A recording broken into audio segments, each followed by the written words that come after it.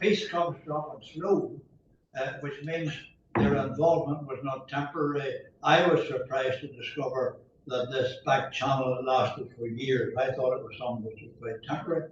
So it comes slow, so it takes determination in order to deliver the goods at the end of the day. So Denis deals with a lot of these issues, and deals with also with the moral and ethical problems, which he might be asked about, but he might not be asked about, because I don't know what Malachi is going to ask about. But he spends a bit of the book talking about the ethical problems, how on the one hand he's dealing with some extremely dangerous people, and at the same time trying to make peace. He also has criticism of nearly everybody, including the churches.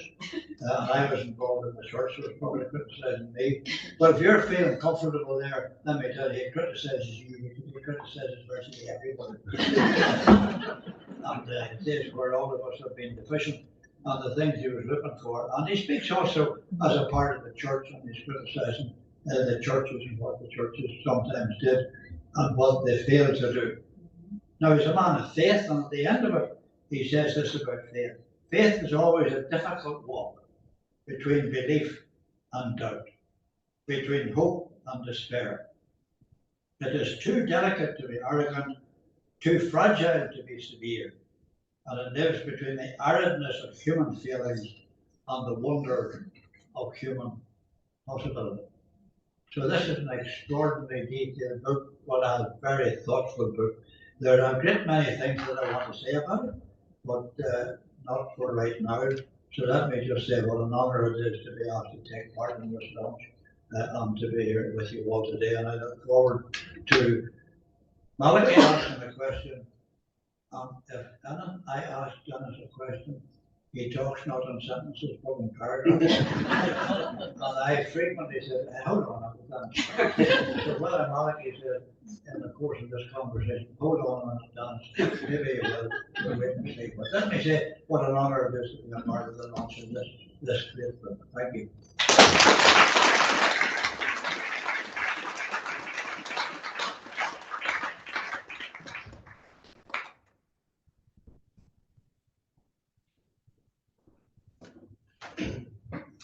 John, thank you very much indeed, and thank you all for coming here. We're kind of assuming that a lot of you know quite a bit about Denis Bradley already. He's a Donegal man like myself. He aspired to being a priest, as I did myself once. I got over it, he did it for a lot longer, you know. And he was trained in the priesthood in Rome, which seemed like a great honour to him at the time, until he found out that it was saving the diocese some money, because being from Donegal, he wouldn't qualify for the student grant.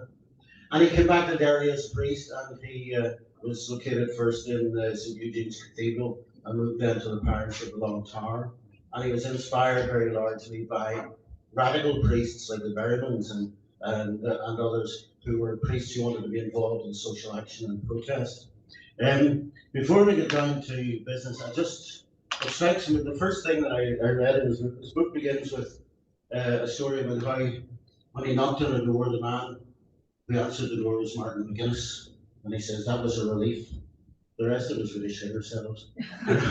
But anyway, Denis, thank you very, very much for coming here and taking part in this. Can I ask you first of all about your period in the priesthood and why you saw priesthood as a platform for activism rather than, you know, as many of your own peers and colleagues at the time saw it as they saw the trouble in the politics of the time as something to be avoided and to devote themselves to the essential pastoral work. Why did you see it differently?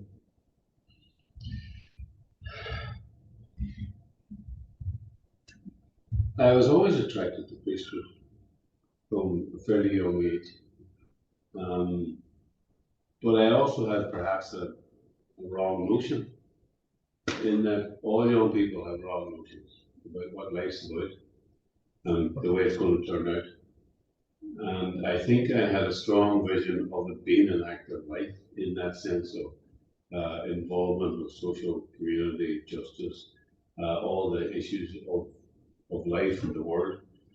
I don't know where that came from, but I found some of the development of that in Rome not so much in, even though the Vatican Council was happening when I arrived there in '64, but I was drawn strongly to the library for two reasons. One was I was very poor in languages, so a lot of the lectures were in Italian and Latin.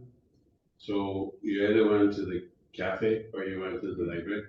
And I discovered people like Chavez in America and Berrigan's in the States. And most of it was the state space. Yeah. And I went looking for what was happening in Ireland at the time. And there were some things happening at the time. There was a priest called Father McGuire down in Glenconkill who became fairly well known. I met him. You met him? He gave me a whiskey. Did he? This is something, John, that I would tell you. When you visit Protestant clergyman's house, the first thing he does is he shows you where the toilet is. And when you get to the Catholic priest's house, the first thing he does is what you were doing. But sorry, I remember that thing. There's some truth in that. One of my closest friends was an older priest who didn't just pour you a whiskey, he poured you a whiskey almost up to the top of that table glass. He was actually quite dangerous from that point of view. So I was attracted to all of that, and I engaged in all of that. Priesthood itself, I suppose, like again, for many aspects of life, changed within my imaginative formation. I came to be critical not just of the church. I have a deep regard for churches. Let me say that first. And I have my memory in this book is mainly of men who were priests. I didn't have that much contact. I had some later on, but in the early part of this book, it's mainly about Catholic priests. And later on, I got to know people like John and Locke and so forth, that wider priesthood of within Presbyterianism and Methodism. But at the start, it was very refined to Catholic priests, and I had the highest regard for their pastoral approach. One Methodist minister said to me recently, he said, I was kind of talking about how I was being critical and analysing the failures of Catholicism and the failures of the clerics of that time, but also praising their pastoral outreach. And this Presbyterian minister said to me, but the priests were on the ground, and it wasn't always true of the other clergy from other denominations. Now, I don't know if that be true or not, but that was a retort. You felt that the priests in Derry were opting out of a responsibility that they should have taken on during the time of the civil rights protest and the emergence of the line? No, I thought that some priests were opting out and some were opting in. I mean, I read my first introduction with a man called Father Tony Mulvey, whom I had the highest regard for, who was involved in the credit union movement in Derry.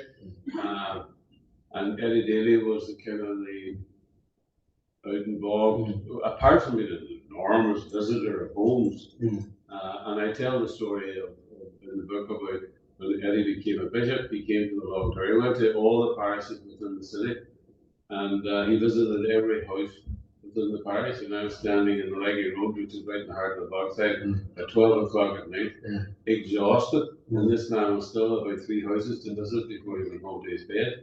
Now that was his first introduction. He did that in every parish. And he had a book that was compiled with every name of every child and every person within houses and so forth. I mean, it was incredible journeys. And yet, I think politically, when he retired, he very humbly, I thought, said to me, because him and I had a few kind of fallings out, not really fallings out, but we had disagreements.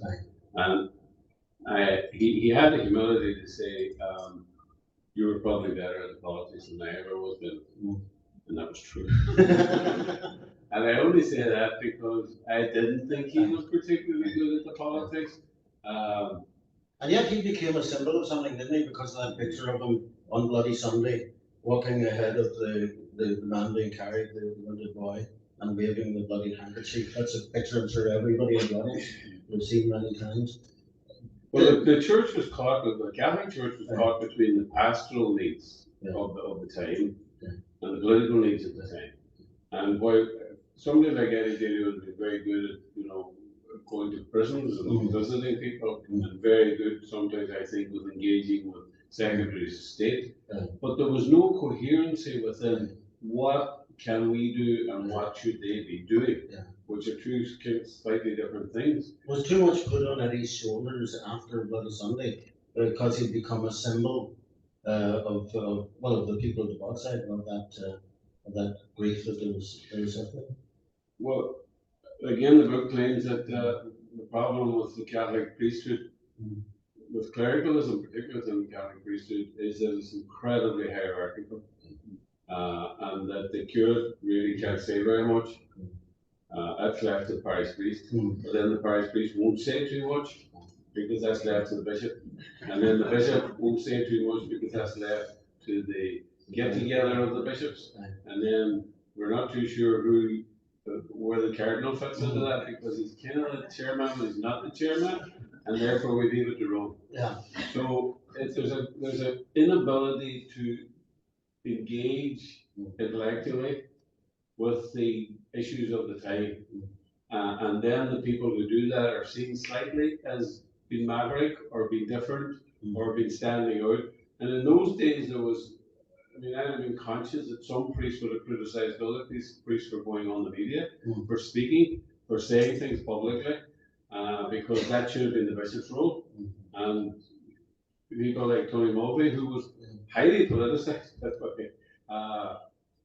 and was almost an advisor to John Hume, that's how close they were, would have not really had any input because he was not at that level of hierarchy. Well, had you a sense then already, before leaving to get married, that you weren't a good fit within that church?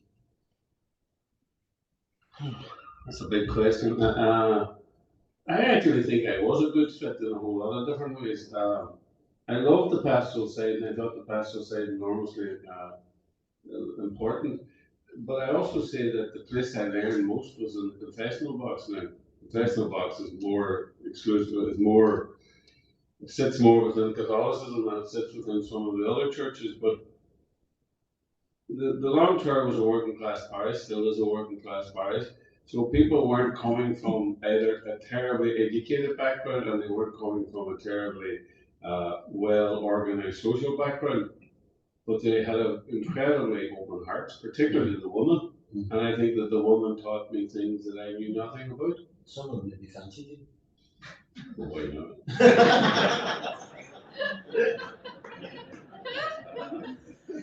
But to get back to There is a thing about a woman dancing. There is, isn't there? Yeah, right. Thank you for conceding that. No, you could have left me hanging out to dry. The activism that you took part in, you had various ideas. You were exasperated, for instance, by the way in which the SDLP called the rental rate strike after internment. You were exasperated by media reports of innocent, decent people get shot dead by the army, being described in the media as gunmen. And you were exasperated by, I suppose, the decline of the potential for the civil rights movement to do anything after Bloody Sunday. And you also had other social issues that you were involved in, like looking after the what would we call the derelict drunk, or would we call it the drunk derelict? Can you give me an idea of that period of time when there seemed to be so much to do and so many possible courses to take? The difficulty always looking back is that and when you talk about it, is it sounds as if you knew what you were doing. Yeah. And most of the time, I didn't know what I was doing. I just did it. The involvement with alcoholism and with Skid Row alcoholics, as they were called, happened accidentally. I didn't plan out to do it. Although I think I see resonances of that in my father's life, because he lived in that period of the potty making, and he told stories about going out into the bog to actually carry men home who were literally sitting at the still and drinking it as it came out. But I didn't have my father was a very moderate drinker, so I had no real. People always said to you, you got engaged because, or you got involved because somebody belonged with it, and that was very true of a lot of people. It wasn't specifically true of me, but I do think that there were reverberations during the years with my father's experiences. But it happened accidentally because I didn't set out to do that. We set up a house in Wales. Yeah. And then out of that, and particularly out of the confessional box, I was very conscious of how many women were living with men who were drinking badly. Yeah.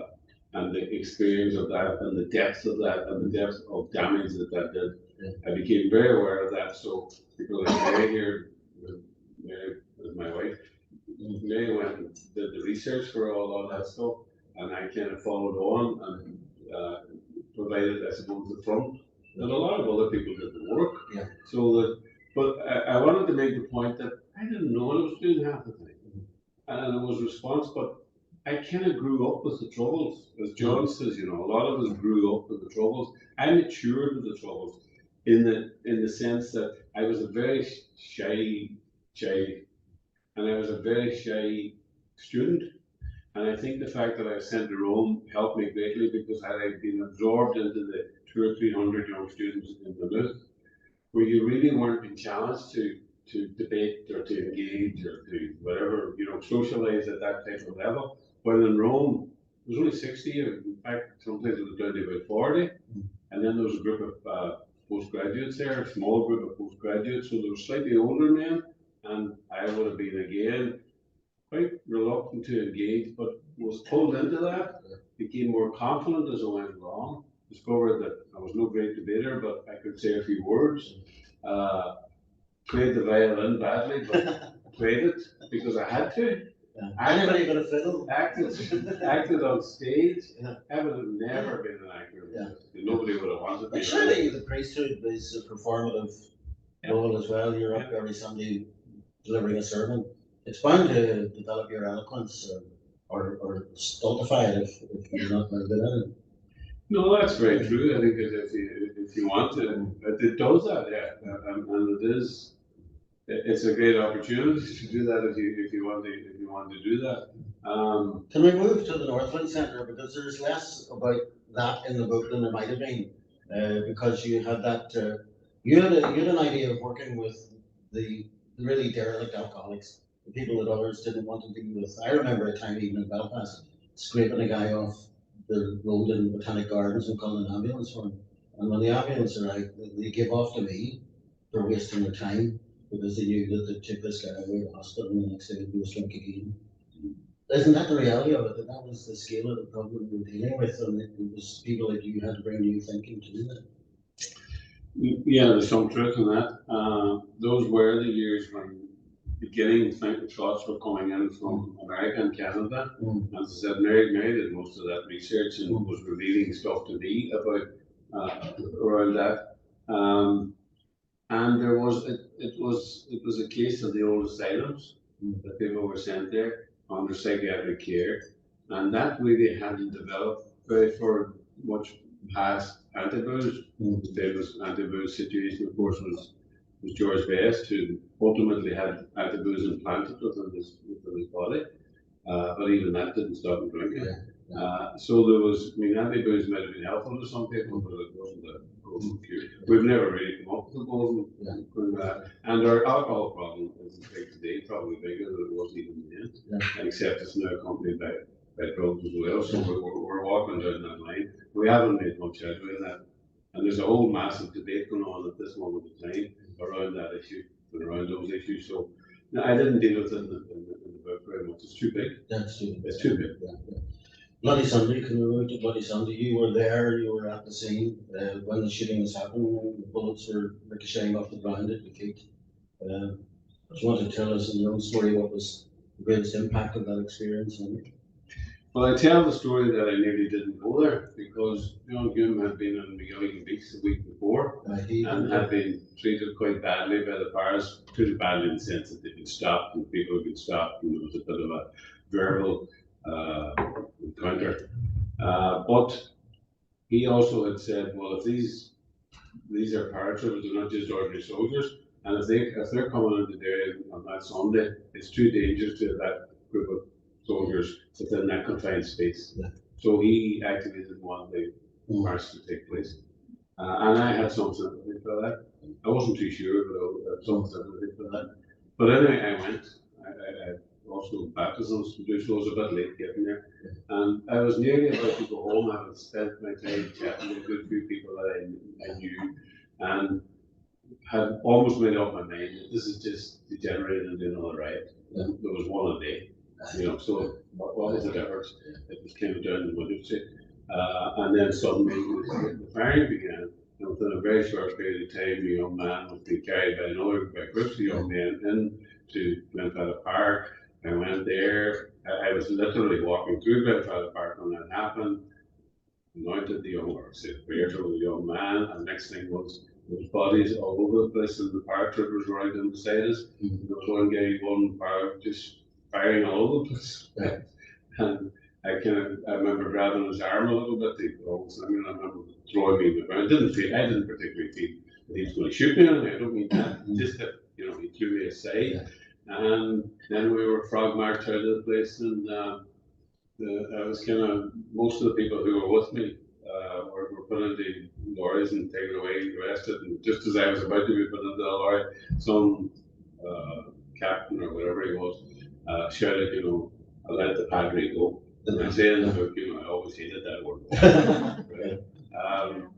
So all of that was happening, and then I also remember saying, and I said in the book again, but it stuck in my mind, going to the cathedral and meeting an army chaplain, a Catholic army chaplain, who said, and I remember saying, it's just a massacre happening down there. And I remember him saying, let's say in our Father, and I was saying I was kind of glad, because I think at that stage I was well traumatized. And there are parts of it I can't remember, but I do remember going back and praying with some other bodies, and then I think I blanked out at that stage mentally, because for about 20 minutes there's a blank there, and I still can't recall. Really? Yeah. Have you no thoughts on what was happening? No, I don't think there was any blank. I think it was just the effects. It was just the effects. It was just kicking in, because there's a photograph of me in one place, and then there's a photograph of me along with Tony Mulvey, that priest that was talking with Father Tony Mulvey, beside an ambulance. I have no idea about it. No. Had you ever considered that you maybe needed therapy because of the trauma of events like that, and that one didn't play? I needed therapy for all that. Right. Okay, after Bloody Sunday, you get involved with the back channel, and we are skipping things to get to that. We're limited in time. And the back channel included a businessman, Brendan Duddy, who is now deceased, who was the main connection, I suppose, to the British. He was better acquainted with them than myself. Noel Gallagher, whom I don't think I've ever met, but who was more attuned to the thinking of the provisional movement, and you were the priest and could move between the two. You have described Frank Lagan, a Catholic RUC man, as effectively a fourth member of the back channel. Frank Lagan, I don't know if you know this, but he was the one who broke the window in Divis Street in 1964 to take out the tricolour from the Republican office to try and placate, under orders, to placate Ian Paisley, who was threatening to walk up the road. But Frank Lagan has often been spoken of warmly as an RUC man who understood the dynamic within the Catholic community. Yeah, I also think he understood the dynamic within the Protestant community from the point of view that he understood the politics. One of the big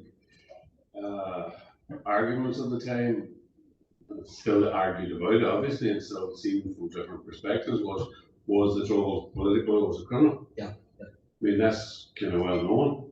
And Lagan was very much of the view that this was the old Anglo-Irish conflict, and that it had resurrected itself, that the civil rights movement had kind of gone away, and that it had left in its wake that old argument, that unresolved argument about Anglo-Irish. But isn't that also contestable in that there were bad people doing bad things? Yes, of course it's contestable. It was contested at the time, and it continues to be contested.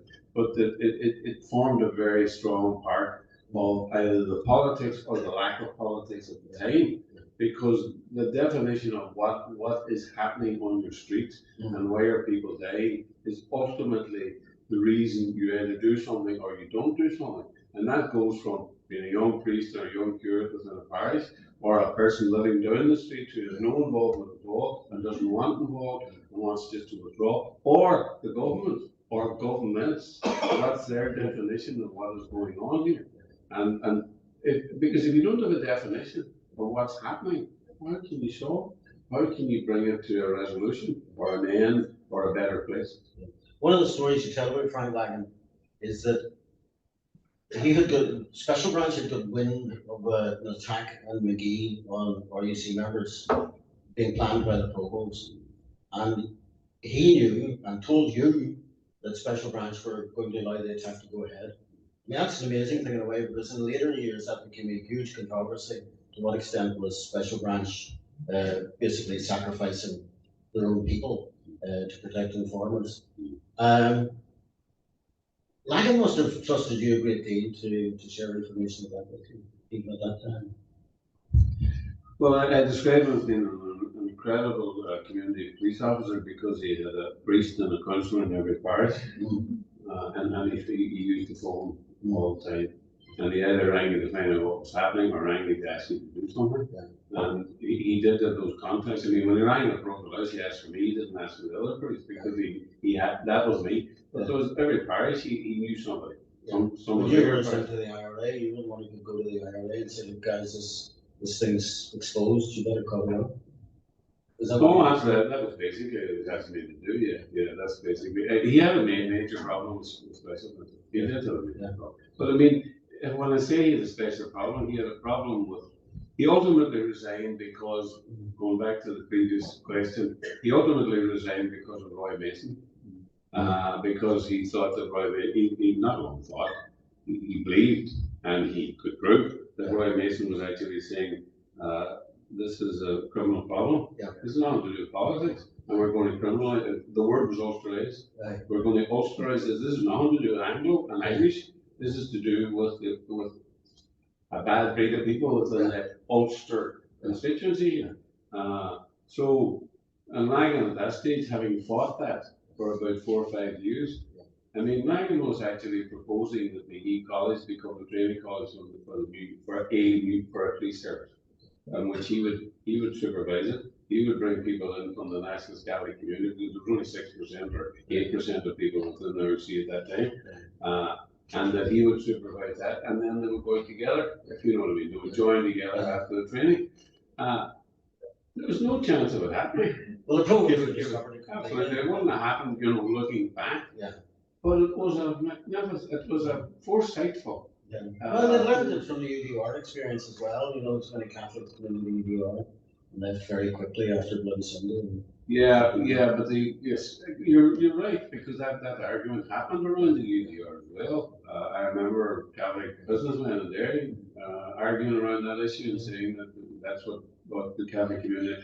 But anyway, whatever the more fundamental argument was the criminal was a political. The big development for the back channel and for yourselves and Frank Lagan was the 1975 ceasefire. And McGuinness was really, really skeptical about that, wasn't he? And was that the big danger that people like McGuinness coming to the top would never allow that experiment and try again? Well, the ceasefire is interesting for two reasons. It's important because I think it was the beginning of the movement, very slow movement of the IRA moving into politics. And that was about that they had set up what were called information centres, particularly in the Bogside and West Belfast, and I presume South Ireland and so forth, in which they had direct phone into the Northern Ireland office, and probably into the military headquarters as well. So up to that, everybody called the IRA the boys. After that, they began to call them Sinn Féin. So there was a kind of a gradual politicization that was happening in that. The second result of it was it fell apart. There's a lot to be discovered about that part, not from me. There's an incredible book written called Deniable Context by Malachi O'Doherty. Yeah, who's a professor in Galway. And totally give him his arcade, whatever material he had. And it's a very good book, but it's an academic book, right? But I mean, what I found fascinating about it, I thought when that book came out that all you journalists would have been all over it. all over it, right? Yours is easier to read. Absolutely. Right. People here don't read academic books in general, right? It costs 70 or 80 pounds. That's true. Yeah, there's possibly a reason for that. But I was shocked because I thought that was kind of going to do, because there's a lot of detail in that. And one of the detail in that is that we know so little about the 75 period. We don't, the archives have not been opened. In fact, they've been closed down for another 30 years or something, right? Because there's all kinds of accusations going that Wilson wanted to do, and that Wilson was prepared to pull out, right? And that there was all that type of, I have no idea whether that be true or not, right? Well, Wilson was one of two British prime ministers who argued strongly for a united Ireland. The other was Douglas Hughes. But you got to know McGuinness through his disillusionment with that whole experience, didn't you? Well, the second part of what happened, the first part was that kind of politicization of Sinn Féin. The second part was the overthrow of the leadership of the Derry, right? Because the new Young Turks came into being, and one of them was McGuinness, because their view was that the British had, and by the way, Merlin Rees wrote this in his biography, so there's some evidence for it, but whether he was actually protecting Wilson or not is my point, I do not know. It's possible that he just said this to kind of protect Wilson at that time. But clarify that for me. I'm missing the point here. I think that Wilson was afraid and had realised that his kind of desire for unity within Ireland was going to be used or abused, and that Merlin Rees saying in his biography that Wilson was actually for United Ireland was not going to help the Labour Party in those circumstances, and that was the reason that quietly. Actually, there was something else going on. It didn't come to any fruition. But what did come to fruition was that the Young Turks thought that they were being used and abused, and that the talks were being used to draw things out and to weaken the IRA and to overcome them in that way. Not a bad idea in itself. No, I'm not saying, I'm just saying that that's what Merlin Rees can confirm within the book, and that's what the Young Turks were saying. So they got rid of the McKees of this world and the O'Reillys of this world and Jimmy and so forth. Did you go to like Martin McGuinness? Martin McGuinness is kind of my people. When I say that, he comes from the same area where my father came from. His aunt was my sister's best friend. And his granny was an incredibly lovely woman in the whole lot of it. There was also, that was one side of Martin McGuinness that I think a lot of people came to see and experience later on in life. My cutty, right? He was there was a deep anger with him, and he could be quite determined. So you had to know the both sides to know the full man. And it wasn't that one was more true than the other. Both were true. He didn't put on the charm. He was charming. Because his whole breed were charming. Right? That was of the person. But he was also ruthless. He didn't put on the ruthless, but he was ruthless. Right? So there was both of those sides. Were you ever afraid of him? I mean, you said he was of your people, but I mean, people like Frank Howard were of his people, and yet he was quite capable of having them killed. I'm not fully convinced on the technical stuff. No, not fully, but I'm not going into it because I don't know enough. Okay, fair enough. Leave that. So, but were you ever afraid that being so close to him and so close to the British officials at the same time might have exposed you to the risk of being regarded as an informer? No, I was never afraid at that level. John mentioned the fact that I do a little bit about the people on the ethical side of this. And I open that by talking about actually a Catholic chaplain in the British Army. They used to call it the local house, not all the time, but every so often they'd have a lunch or dinner or so forth. Some of them were very gracious, and the Catholic clergy were inclined to be less full-time army. They would serve 6 months or so forth. Although since that, the South and Mary were in Rome recently and met a bunch of English priests who were full-time British chaplains, so I go slightly against what was my experience at the time. But it was one of those who said to me, you have a responsibility to tell the authorities who's in there. Yeah. You put them under the house. So there is a dilemma put in front of you on the table here. Not run away from that one. Right, exactly. It's a defensible argument being made. Yeah, well, my answer was asking to believe the voice was defensive. I don't think it's a role of, if you're pastorally involved, I think that I have a very strong thing that the confessional doesn't stop inside the box. I think that confessional, if you're wearing a collar, there's a way in which the confessionality lives within that parish area. Yeah, but you stayed with us beyond. You moved out of the priesthood in 1981. So there's a whole long period after that where you're in the contacts group and you have an intimate understanding of what Martin McGuinness is thinking and what he's up to and so on. And you also have this acquaintance. You must have feared and disliked people on both sides, and yet you kept that little course between them. But you must at times have known things that it was uncomfortable to know, secrets that it was uncomfortable to keep. Yeah, of course I did, but then again, I kind of knew that on both sides. The problem was definition again. I do remember a Jesuit giving a talk on McGee University one night. I think his name was Williams. He was attached to the School of Economics in Dublin. But there was a strong contact here in Belfast as well. And I remember him giving a lecture, and he was the first person who said this, that I said heard this publicly, either it was from the church or from politics of that time, which was, you have to define who the combatants are within this.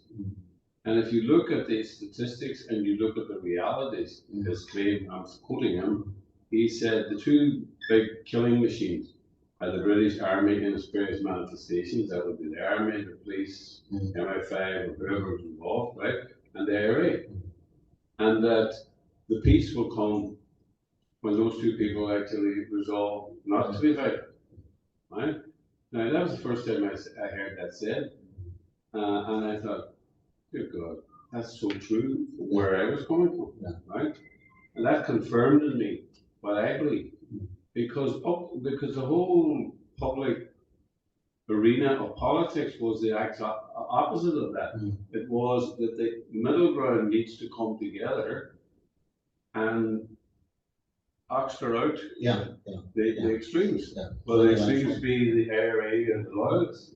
And I was on his page on this one, because I think, and that's what I think the back channel was about. The back channel was about creating this, but it wasn't. We stayed secret for the best part of 30 years. Which is amazing. Which is absolutely amazing. I agree, it's amazing. It didn't happen anywhere else because there were plenty of other contacts going on. We were not. Well, it was that agreed. It was that agreed, the priesthood honored. Yeah, but even the Unionists. But there was fake up. You know, fake up was way back in the 70s. Well, but at least they tried. It was more fair. I agree with that. And God knows what John Dunlop was up to. Well, John Dunlop was talking everything, fair amount of talking to important people and talking very, very well most of the time, in my opinion. But my point on this is that, the two governments spend a lot of time talking about this middle ground. And that the middle ground needs to come together, set up a parliament, do that, grow the middle ground, and make it through. And I never thought that would work. Now, I think that that's a modern day argument in politics around the issues that are happening right around the world at this moment in time. I'm glad to see that Jonathan Powell has come onto that page by writing a book talking we have to talk to terrorists. And I think that happens to be true. It's not very nice at times. The question then is, there's a whole lot of governments that are not very nice to talk to. Terrorism can be, wherever the valley is in whatever country, but the governments can be incredibly terroristic. Well, you're saying Zelensky and Putin should sit down and talk.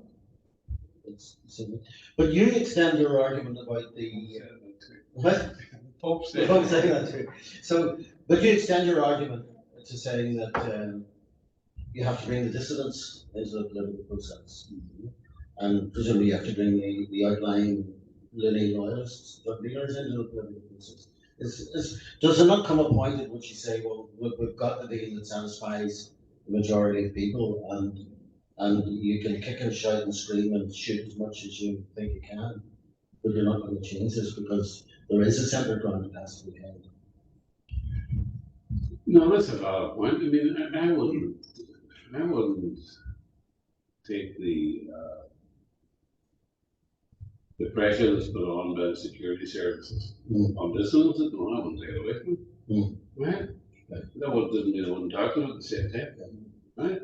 I mean, you have to make dissidents and say to them, you're a vulnerable, right? You go to jail, right? You're going to bring a whole lot of youngsters to jail with you, and you have nowhere to go. It's all over. The war is over. You don't have the authority, you don't have the being, you don't have the presence, you don't have any of those things that are necessary to carry this on. So you have to become very pragmatic and very political in those discussions.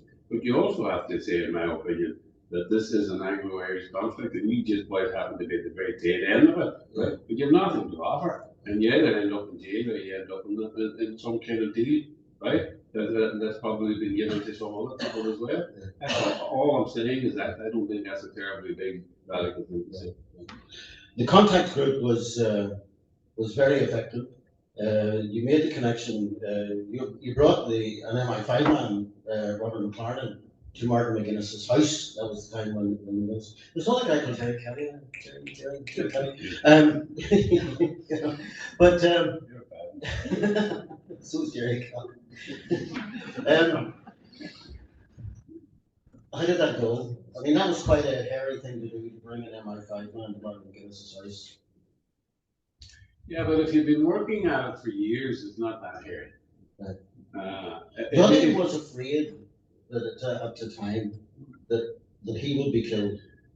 No, I wasn't afraid. You weren't afraid, but you still sought assurances from Martin McGuinness that Donny wouldn't be killed. Oh, sorry, Donny. Donny was the difference. Yeah. I didn't really think that Donny would be killed. He became afraid that he'd be killed. Right? There's a difference, because you can become very aware and sensitive around issues. People thought I was arrogant. No. Everywhere I go, people are talking about how modest you are. I don't think I was particularly arrogant on that issue. I think I was fairly comfortable. I still was a priest, even though I wasn't wearing a collar anymore. Right. I think that I was pretty well trusted. I had a close relationship with McGuinness, but I think I had some respect from other people because of other things that I had been involved in, like the alcohol, like the drug stuff, all that kind of thing. So I never really was afraid. Yeah. In that sense, that somebody was going. The dissidents were slightly different because they were going in a different place after a set of circumstances had already happened, which was the Good Friday Agreement. They were continuing on, and therefore their kind of, I suppose, dispute and debate with me was that you were helping these guys do what they see as a salvage, right? So that's a slightly different situation. But I mean, I did end up getting hit by this one day. But that was a child who was sent in to do a job. Oh, it's not sent by a child. Yes. But the important thing about that is that a number of dissident families came to me afterwards and said that shouldn't happen. Right? We disagree completely with your politics. That shouldn't happen. Yeah. Right? So I don't think I'm any great marker. I think that I said this somewhere in Derry the other night. I said, the person I have the greatest admiration for is a wee woman on the Malachi Road who lives on her own, who doesn't have any real context for this whole thing that's going on out in the streets, and has to live within it. And the army are, doing their thing, and the IRA are ruthlessly doing their thing, and the politicians are not doing their thing, and all of that, and she is left with that. I was at least engaged, involved. That's traumatic. That is traumatically less disturbing than the woman living in her own house and not knowing how to turn on her lights in particular occasions. So never saw myself as heroic because I was afraid of my own shadow most of the time. But I would have been afraid of it, there would be no trouble going on. we have to bring some others in for questions, but just one other, and that is, were you scared the day you told Eddie Daly that you wanted to be priesthood and marry Mary Wilson? Was that a scary thing?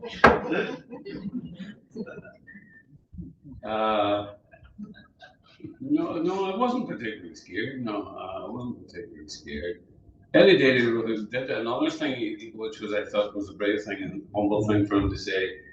Years later, he said to me, Dennis, he said, I had more problems with you than people had with you. And that was a strange thing. I don't know where people's background here is, but myself and Mary were going to get married in a situation in which Catholic clergy who left the priesthood to engage in a relationship with a woman either left the parish or left the city or left the country. That was the norm at the time. That was the man who preceded me also got up went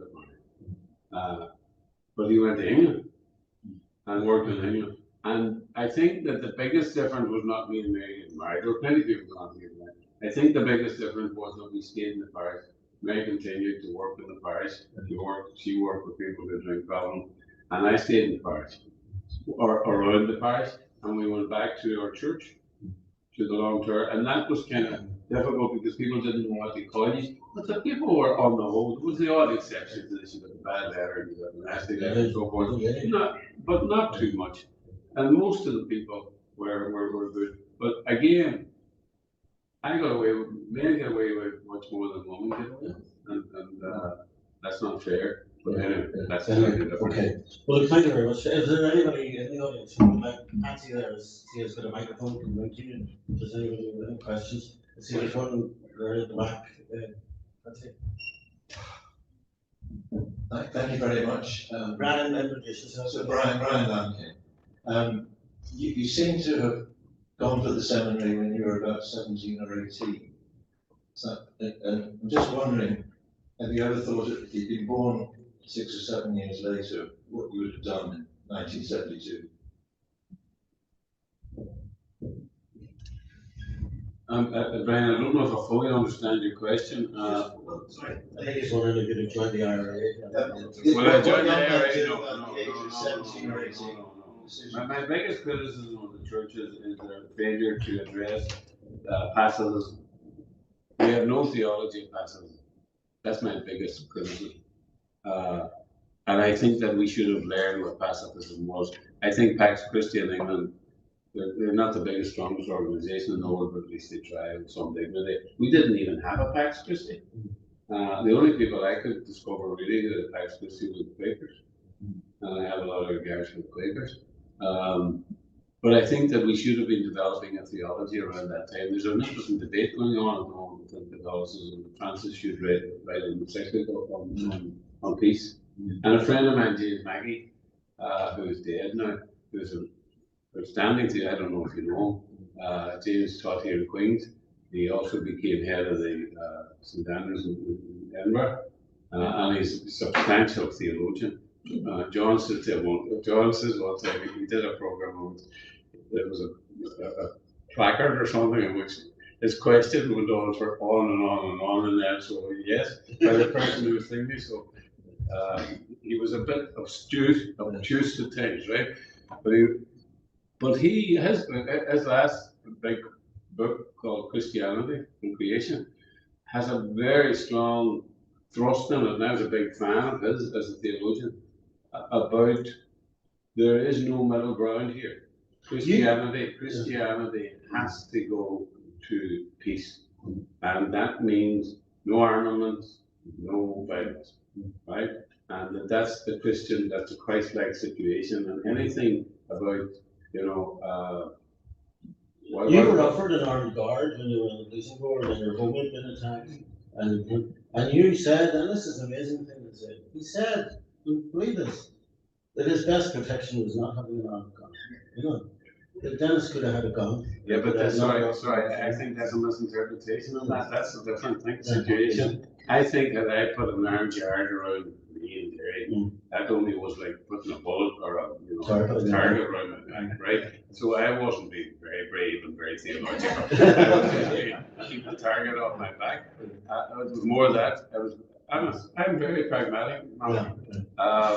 So it was that, but I do think that there's a strong argument which the churches should have been involved in and developing. It wouldn't have been easy, and I'm not saying they could have succeeded very much, but they could have at least together, and still could, at least engage within that discussion, that theological discussion of what does it mean to be Christian in a warlike situation. Any other questions? Yes, over here. Is the microphone coming to you? Yeah, thanks very much, Hugh McShane.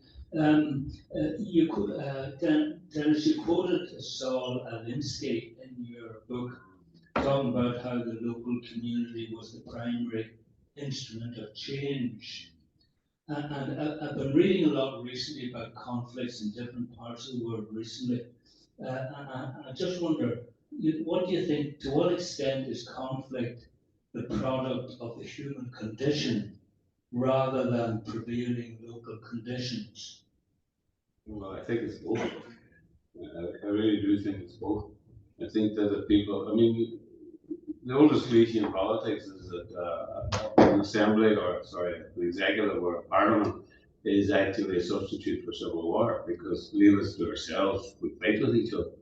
So that's the, and if you get an old unresolved conflict about Anglo-Irish, what's our identity, who we are, and how do we rule ourselves, then you are in for almost an inevitable situation. And unless you resolve that, then you're going to get that, and that comes out of the human condition, but it also comes out of the local climate and the local dynamics that are happening within the place. And I think we have moved on. I think the violence is more or less stopped. And I think that gives politics the opportunity to get to the place it should be. And I think that we need to begin to talk about the future. So I'm a wee bit angry at the moment with the Alliance Party, and I'm a bit annoyed with the unionists whom I know want to talk, but almost are being told that they can't talk, because if they talk, they're going to lose their ground and they're going to lose their political position. And I don't think that's necessarily true. Another question? Would you describe yourself as a nationalist? Yes. So you aspire to a united Ireland? Very much so. Can you imagine? Born and reared. Well, yeah. Could you imagine a circumstance in which you would vote against the united Ireland in the World War? I would if it came too quick. Yeah. If it came without the debate, then I think it's necessary to happen. Yeah. And I think that's a debate it's a standing debate. I'm looking for a standing conference. I'm looking for. Yeah. It's one that goes on 5 years or 10 years or 15 years. It doesn't really matter, as long as we're addressing the issues. Yeah. Okay. We'll take one more if Patsy doesn't mind. We're right up against 2 o'clock now. Thank you, Patsy Curry. Hi, Patsy. Dennis, I'd be interested in your thoughts on this idea of choice. Michelle Reid said people didn't have a choice. What's your thinking? It's a fascinating question. I'm not too sure I have the right answers. There's always alternatives, and Hume had the alternative. In that, I mentioned Hume for that reason, that there were alternatives. There was always alternatives. But the truth of the matter is, there's alternatives in Israel and Palestine at the moment. There's alternatives everywhere. And the last alternative that people, in my opinion, should take up is guns. But the truth of the matter is, the British are supplying guns to Israel. The Americans are supplying guns and bombs to Israel, just 60 billion within the last couple of days. Because what's happening there is that they're giving 60 billion to themselves to make armaments to give to the Israelis. So this is a complex issue. And I mean, I think living in the world is, and politics needs to be very astute. I mean, the Bible thing about, being more clever than anything else. Cleverness is important within these issues because they are complex and the human beings are complex, and we should know, and we do know with tons of experience of our inclination to go for simplistic solutions about if we kill enough and you to solve the problem. And the truth in most situations is killing enough of us will create another problem. But anyway, it's a big question, and I don't know if that answers it, but it's a good question. Okay, well, look, Dennis, thank you very, very much for giving us your time, and Can I thank you? Can I thank you all? It's been, and thank you for doing what you did, and Patsy for all. And thank you By all. the way, thank you for all coming, because I'm amazed that these things take place at all. Dennis is going to be signing books with David Barnes in the back corner. If I sign them, they're double the price. We said we'll do that. Now, which means he needs to get from here to there without too many people grabbing him on the way and shaking his hand and telling him how wonderful he is. We know he's wonderful, we'll leave it at that. Can I ask you all to please give him a very round of applause?